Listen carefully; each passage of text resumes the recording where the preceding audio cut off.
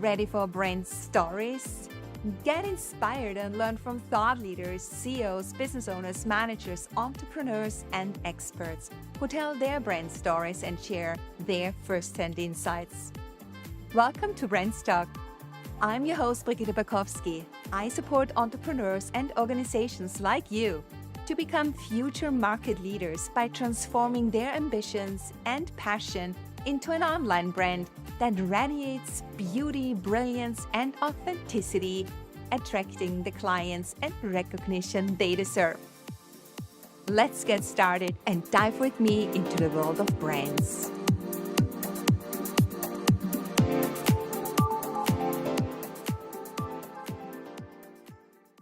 My guest today is Orly Zeewy. Orly is an author, speaker, and facilitator of light bulb moments. She has one superpower: she makes fuzzy clear. Solopreneurs, startups, and early-stage companies hire her to turn their generic messaging into clear marketing messages that turn their brand into a sales engine. I warmly welcome Orly Zeewy. Welcome to Brand Talk.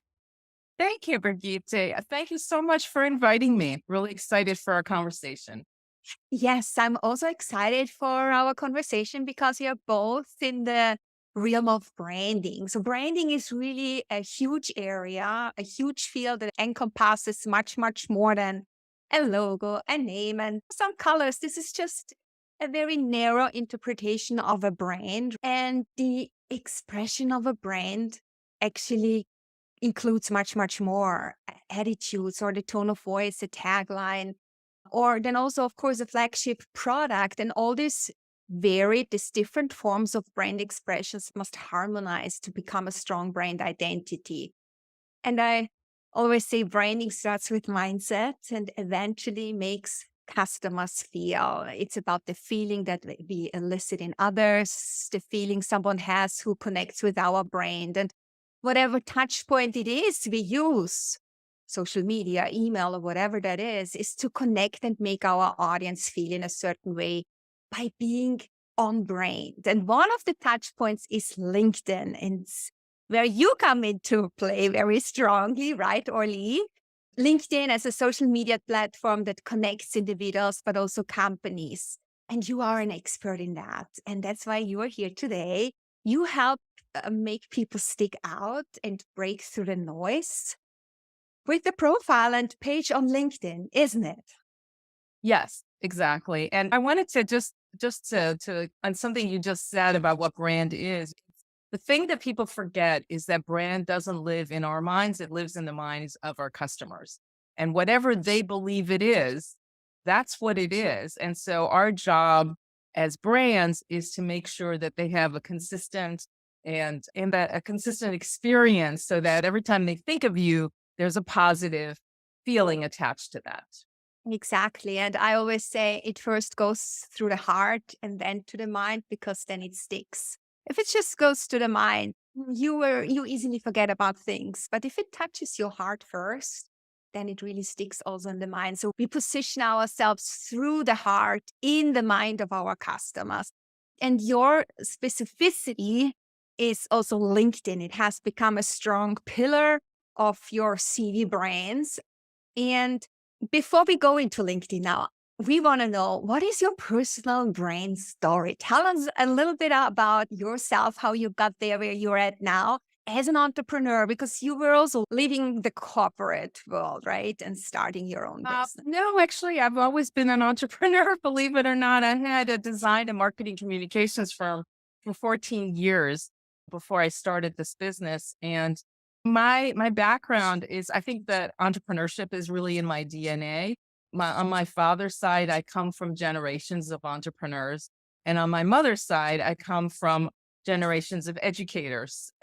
So I basically do both, right? I'm also a lifelong educator, and I use education. Education for me is very integral to the way that I work, because for me, that's where the light bulb moments comes from. That's very much an educator mindset that we want to see those light bulb moments in our students. And I love seeing those light bulb moments in my clients as well. Exactly. Yeah, that's the same with me coming from academia. It's beautiful to really see when your students understand, when they're writing their exams, when they're doing the presentation, you see, wow, they got it now. Yeah. This is really beautiful. You can almost see the light bulb going off in their heads. And Yeah, that's what makes it so interesting. Yeah. exactly, exactly. Okay, let's dive deep into LinkedIn because the first thing is when we are on LinkedIn, how do we start on this platform? How do we start building a profile and making it on brand? So, what does it mean being on brand on LinkedIn? Can That's you yeah. educating us on that? So, if someone says, okay, now I want to yes, I want to embark on my own entrepreneurial journey. Never really have used LinkedIn, but now I think LinkedIn is something I really need to be on as an entrepreneur. How do I start with that? First of all, let me just back up here with a couple of stats, right? So 8 out of 10 B2B leads come through LinkedIn. And so, and that's, for me, that's a reason enough, right, to be on LinkedIn. It's the first place that people go. They don't go to your website, they go to your LinkedIn profile.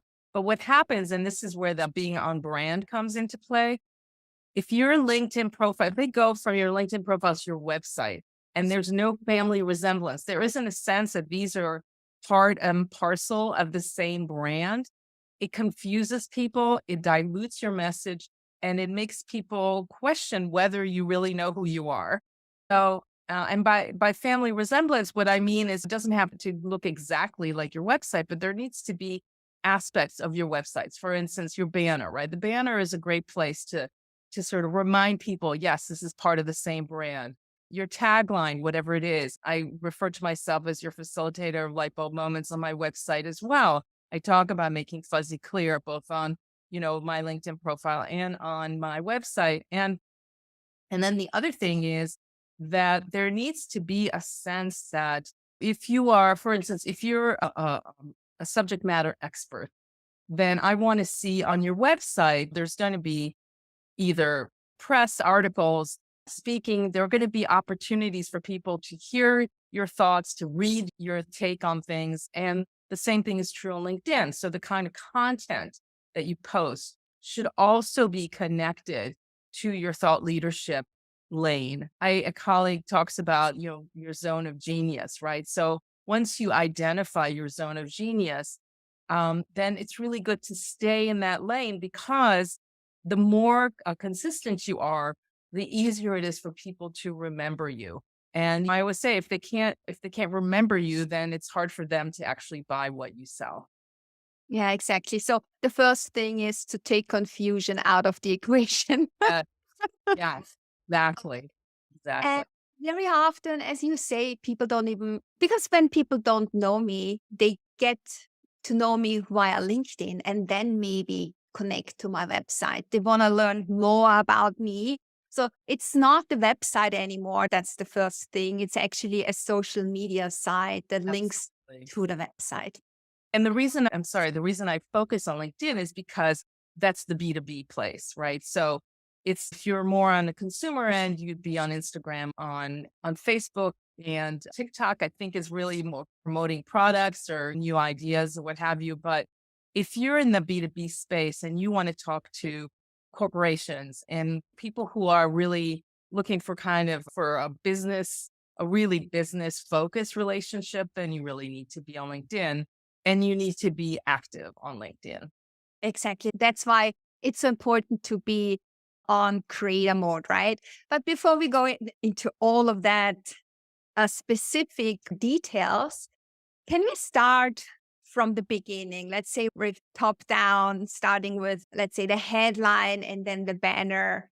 So, what needs to be in place when it comes to your profile that people stop scrolling, that so we can really make them stick and be interested in what is this woman, what is this guy all about? So, how do we get them hooked? Yeah, so that's a great question. And what I find so often is people try, it's because they know again, in this, we're talking in this culture where we read top to bottom and left to in other cultures. There are different ways of reading, but we're just looking at Western culture for writing. Yeah. So when I go to the banner, what people tend to misunderstand about the banner, it's not just a place to put a nice picture. It's not. And the other thing that people tend to do is they put a lot of stuff in there, a lot of information. They have their picture again, even though you already have a place for a headshot. And so that starts to compete with your headshot. Then having too much information, people tend to shut down, and that stops the scroll right there. Mhm. Because if the idea is not to tell me everything in the banner, the idea is to help me slowly and kind of in a process oriented way go from this is interesting to let me read more, and then your title is there to help me remember you. So I could easily call myself a brand strategist or brand consultant, but the word consultant means nothing, and the word brand, a lot of people don't even understand what brand is. So that's why I don't say that. I say I'm your facilitator of light bulb moment. The other thing, as a subject matter expert, you want to also remind people of other things. I say I'm an author, but I don't put in my title the name of my book. I just say I'm an author. I'm a founder. The things that I know are important and a speaker, like those three things are in my headline because that immediately gives me credibility. It's the same for anyone starting out. Think about what is going to help people to think, oh, this is someone I should really be learning more about. So if you just go right into this is what you do without the kind of the trust piece, it's harder for people to jump in. So there are different opinions out there to start a headline with. One say, start with speaking to your audience, like your facilitator of light bulb moments, and then you talk about who you are, and then vice versa. So, what is the right order of setting a headline? Well, everyone's got an opinion, right? So Yeah. I think my tendency is to feel before I jump into what I do. And by the way, my headline doesn't just say that, it also says who I do this for in a Mhm. very succinct way. Because what happens is I want somebody to look at this and go, yeah, I'm a solopreneur. I'm just starting out. I'm trying to understand this is something that is going to be relevant to me. And so, depending on who your audience is, you just want to give people a glimpse of that. Again, I think the main issue is don't overwhelm people from the beginning because the whole point is for people to scroll and learn more about you. It's like the website. What you want is for people to keep clicking because clicking means they're engaging. And the more clicks, the more engagement, the more they're starting to get ready to, in this case, obviously they're not buying. Often they're not using your website to buy unless they already know you and it's a consumer site. People don't typically get on your website and immediately hire you, right? It's more about turning visitors into prospects. Yeah. So it's also, yeah. No, Okay.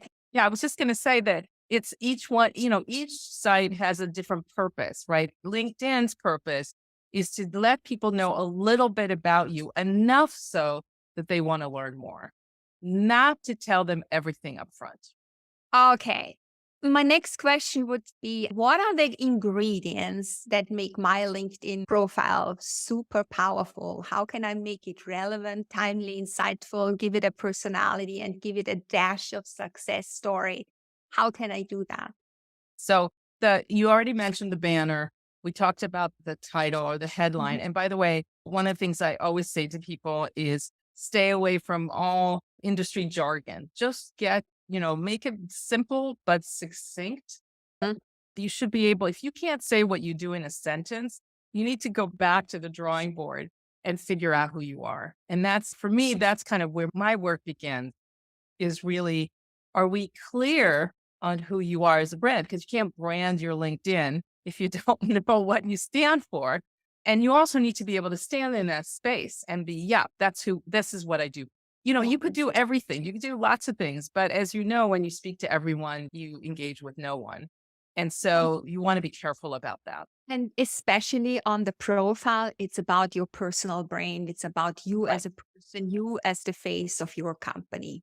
Which is why the headshot should be close up enough to see. I mean, basically, head and shoulders. No complicated background. I don't want to see like I've seen profiles where they have a picture of themselves in front of like their kitchen cabinets. It's no, because it's a professional site. So if you're going to invest in anything on your LinkedIn, invest in a in a good headshot. It's really, really important.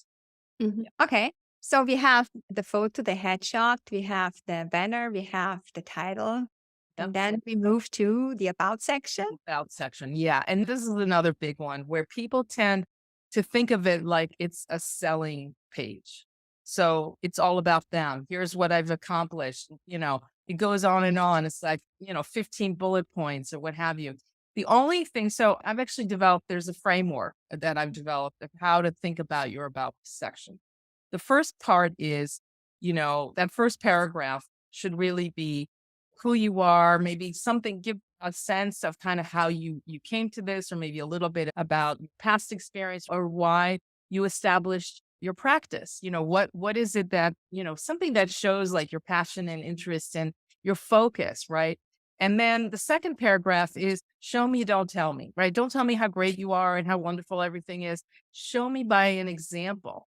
Show me by saying, here I work X, I work with X and X. This is what we did. This is what they got. And very brief, again, very brief.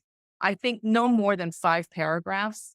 And the third paragraph would be anything else. Like, if you've spoken at places, you've done a TED talk, for instance, if you've published a book, if you've done something that, again, it should be in your lane, right? So sometimes it makes sense to also talk about things you do on the side. I've had people who, for instance, they're very involved in their children's school and they've built this whole program and they're bringing, they're doing something that's very high level that shows their leadership capability because that's their zone. And then the last thing, and education, by the way, here's people always ask me about that, right? Because unless you've got, an advanced degree and or have graduated from a well-known school or have a degree in something unusual or there's something about this, right? But if you had 2 years in community college and you're trying to position yourself as a leadership expert, I would tell you not to put it in there. Not that there's anything wrong, by the way, with going to community college, but remember, we want to tell a cohesive story. So, and I'm just using a subject matter expert as an example. If your expertise is in leadership, then you want to talk about the fact that you're on boards, that you've volunteered at whatever, something that you're really passionate about, or you have a certification. That's the place for that. And then the last piece that should always be on your about section is a call to action. People forget that you got me here. If I'm reading this, my next question is what's my next step, right? What do I do now with all this information? And it's not just, oh, if you want to chat, contact me. Nobody's going to go look for your contact information. They're already here. And we are in a time where in this digital age where, our attention span is on average around 6 seconds. I'm not going to leave this page and go find you. Usually for me, it's if you're ready to make your fuzzy clear, let's talk. And here's a link to my calendar, right? It's that kind of immediacy. So it makes it easy for somebody to just jump into your calendar and book time with you. And so those are the highlights of what I believe really helps make an about section, um, you know, worthy of your zone of genius. Yeah, so I also think the CTA should be a Calendly or should Yes. be to an engaging post or an event that you're doing on LinkedIn, for example. Because Yeah, I think LinkedIn's algorithm also wants you to stay on the platform and not go absolutely. off to another website, right? Isn't it like that? Absolutely. And so you've brought up an excellent point, which is you need to be posting at least twice a week if you can. Three would be better. Once a week is the minimum. And what you really want to do is because that's really, I believe, that the strength of LinkedIn is you're building a community of people who over time see you as an expert in your field and when the time comes they're looking for someone either as a speaker or someone to do training or someone to come in to their company. They're gonna, they're gonna remember people who are engaging. And the other piece about engagement is it's not just you creating posts, but you engaging on other people's posts. Exactly. And here the creator mode comes in, isn't it?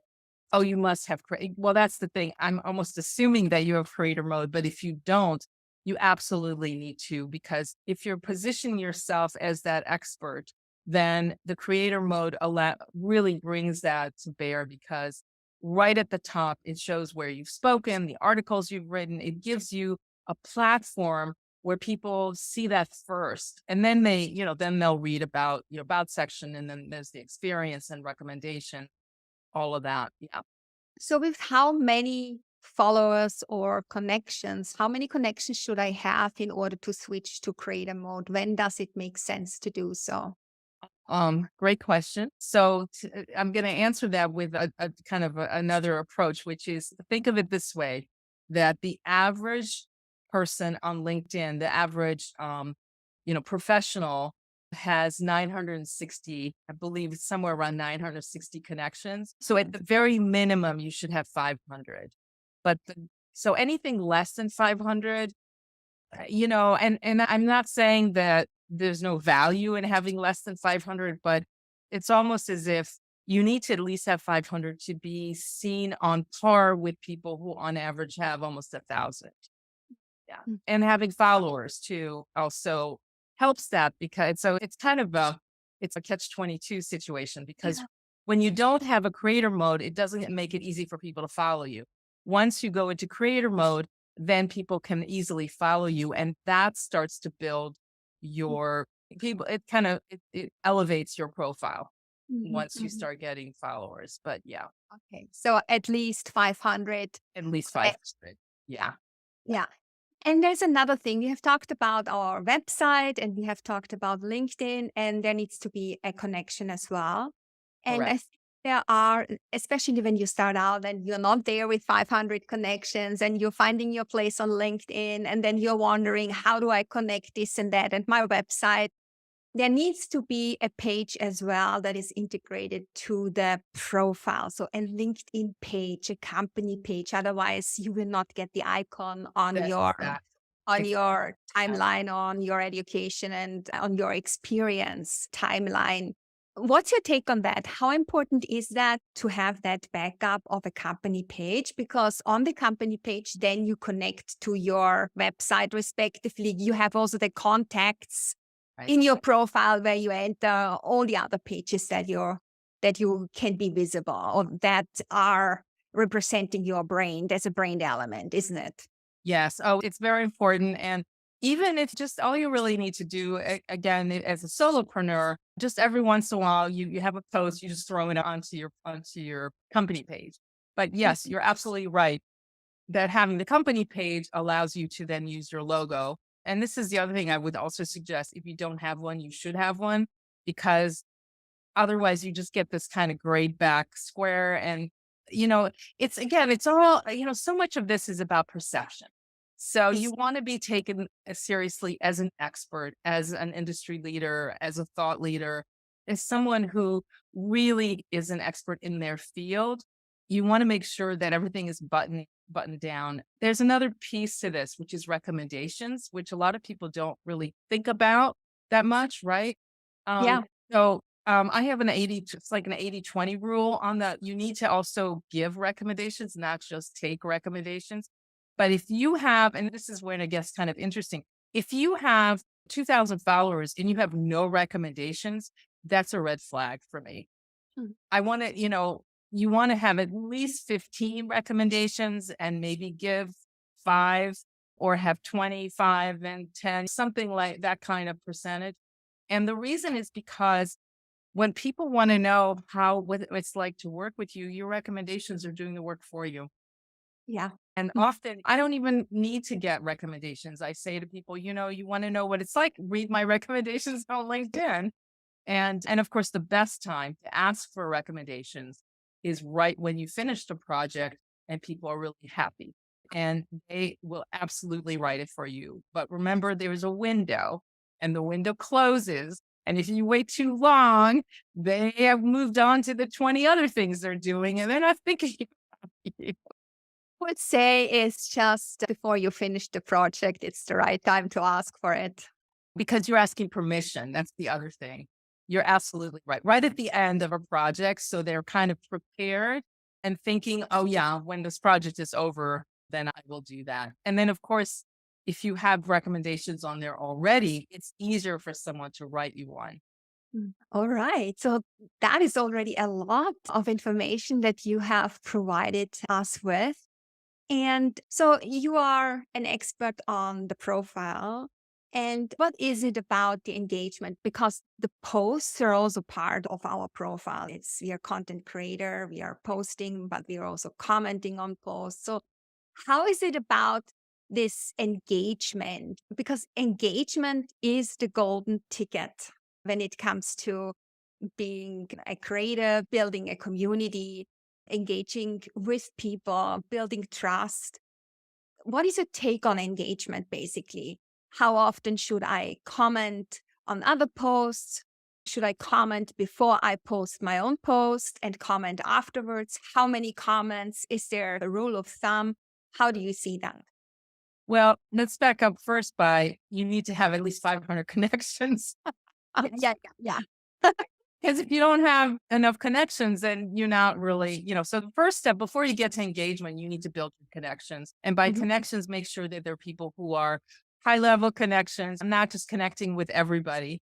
There are a lot of different thoughts around when to connect and how, and there's times of day when you're supposed to connect. But the important thing is once you figure out what your zone of genius is and what you really want to stick to, then you want to connect with influencers in that space, people who have, tens of thousands of connections. I believe that the maximum connections you can have on LinkedIn is 63,000, I believe, but I'm not sure. And I think everything above is the following, as you can follow them. Right. So then, but But then you, like 130,000 followers. right, exactly. Right. You can have, right, lots of followers. So you want to look for those people who are speaking to or somehow adjacent to the kinds of things that you speak to. And when you comment, first of all, make sure you always tag the original post. Make sure, when you post, you want to tag people in your post because that also elevates your post and gets more views on it.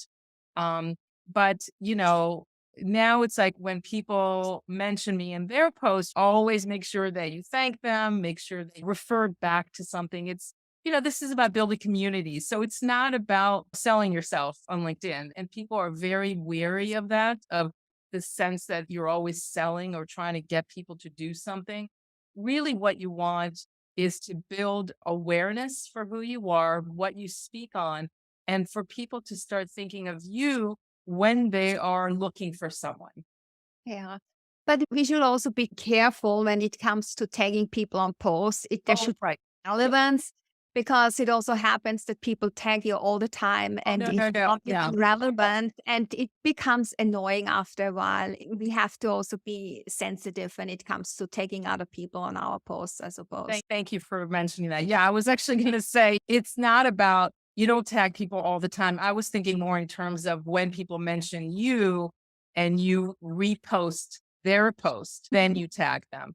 But yeah, what I find is, first of all, you want to make sure that people are okay with you tagging them, but not on every post, and only when it actually is relevant to them. Somebody just tagged me on a post where they had a whole bunch of people and I just, it's not that I don't want to respond, but I have to think about what to say. And if it starts to feel like it's work, people aren't going to want to do that. So yes, you absolutely want to be careful about that. Mhm. Something else, when you're connecting, especially on laptop or on desktop, then we get the note, would you like to leave a note? So how important do you feel writing a personal note? Because I always do that. Always. I never connect with somebody without a note because I don't connect with people I don't know. So usually I've met them through some kind of networking event and I'll say, "Hey, it was nice to meet you through this event.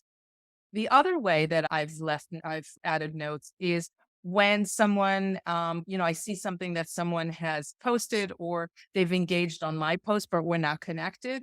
And I'll say, hey, thank you so much for engaging on my post. I took a look at your profile and thought we should connect. Take a look at mine. Let me know if you agree. Right. So it's very warm and personal, and it's not, I'm not trying to sell you anything. I mean, as you know, the worst kinds of notes are, I don't know who you are, and you're already selling me a program or something. And they're like, oh, we could help you with X. They haven't even looked at my profile, you know? Yeah. And that's an easy way to connect. When we go through our own posts or through other posts and someone liked it or commented on it, that's a very easy way to, yeah, to start a conversation and to get connected. And there is also this social Saturdays nowadays. I don't know whether this came across Not yet. your, What is that? or several people started with hashtag social Saturday, getting together with people, connecting people, and it's a wonderful way of how to engage and start connections and start relationships. Yeah, I will invite you to the next one. Yes, I would love that. Sure. The other way that you can connect with people is, again, nothing to do with your business. Mhm. It's an anniversary, it's their birthday, it's something that they've just gotten a promotion. Takes seconds, right? To just say, "Hey, congratulations," or I'm connected because I've been an educator for so many years. I'm connected to roughly 150 of my former students. And whenever I see one of my students has an event where they've been promoted or they've come out with something that they had something to do with the launch of a product, I always send a note. And I think it's just, again, there's nothing in it other than just wanting to wish somebody well. And I think when you do that on a regular basis, people trust you more because they know you're not always trying to just sell or trying to do something because there's something in it for you. The last thing I wanted to mention is also connecting other people. So you being a connector and making introductions. Again, there's nothing in it for you. The only thing I would caution is make sure you're connecting them to somebody you trust. Because the worst thing is to connect someone and then find out that they had a terrible experience. So you do want to be careful. Yeah, exactly. You are not only a facilitator of light bulb moments, but you also call yourself the brain therapist. How did you come about becoming a therapist? People have said that to me. You're like my brand, you're like my brand therapist. I think because there's so many similar ways that I work than a therapist works. I do a lot of listening. And I also, my goal is really to help somebody. As a therapist, what I'm really doing is saying, I'm going to listen. I'm going to try to help you. I am not in this to, just, it's not a trick. It's really about making sure that I'm giving you the best advice. Yeah, exactly. Yeah. Yeah, branding is more than a logo. No. Yes, absolutely. Orly, we are almost at the end. What are you promoting at the moment? Is there anything that you do in the capacity of a brand therapist?